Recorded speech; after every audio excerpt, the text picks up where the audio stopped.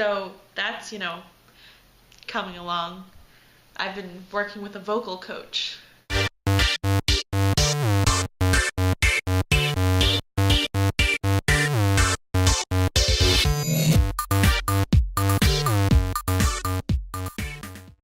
What a great opening line, am I right? There are so many wonderful one-liners from Dr. Horrible, and I could probably quote them all in order. But I'm not going to, because then you can just go watch the movie, and I'm sure it'll be much better coming from there. In fact, I'm not actually going to talk about the lines at all.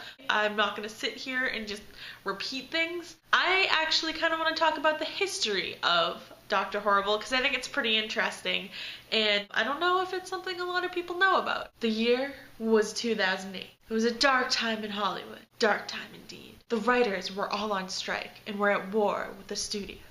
They felt they weren't getting their fair share of the profits from DVD residuals, as well as new media such as smartphone downloads and online streaming. Then, one man said, "Screw the studios! I can make a successful series without them." This man was Joss Whedon. He knew he had to make internet content without the studios to show them it could be done. He was inspired by the web series The Guild that was created by Felicia Day, who he would later cast as the female lead of Penny. His original idea was to create a podcast of himself as if he were a supervillain broadcasting all of his evil schemes. But then with the help of his brother Jed and his brother's wife Marissa, they fleshed out this idea into the full musical that we know and love today. When it comes to the casting, Joss Whedon said he was familiar with Neil Patrick Harris's work. He knew he was funny and he knew he could sing, and he decided to ask him if he was interested in the title role. NPH agreed immediately. Next, he cast Nathan Fillion as Captain Hammer. The two had worked together on shows like Firefly and Buffy. And as Joss once put it, when it comes to playing a smarmy superhero who thinks he's all that, is there anybody in the world you call besides Nathan? And as mentioned before, he cast Felicia Day, who's also a Buffy alum, as Penny. If you haven't watched the movie yet and you plan on watching it at some point, you want to stop the video now because I'm about to spoil some stuff. Currently in the works are some plans for a Dr. Horrible 2, and to be perfectly honest, I don't really like this idea. Don't get me wrong, I love the original Dr. Horrible, but I feel like things wrapped up pretty nicely in the end. Not everybody got a happy ending, in fact nobody got a happy ending. It was a good ending and it doesn't need to continue.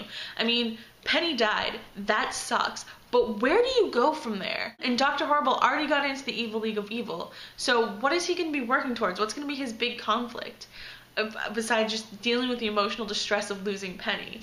And then Captain Hammer was defeated, which yes, he's supposed to be the superhero, but we all know he's really the villain in the movie. It all worked itself out, so I don't know where they're going to go with it. I'd love to see it, and I will definitely watch it when it does come out. I just don't think it's necessary. So, my question for all of you is, what do you guys think about the potential for a sequel? Do you think it's a good idea? Do you like the way it ended? Do you really think there's more story to tell? Let me know in the comments. And before I go, my nerdy pleasure this week, I'm sure you're sick of hearing about it, but my book is officially out on Amazon. You can get it as an ebook for your Kindle, or you can get it as a paperback. I'll put the links in the description below if you're interested. I know a couple people have already bought it, and thank you very much for supporting me. That's it for me this week. Kyle, I'll see you tomorrow.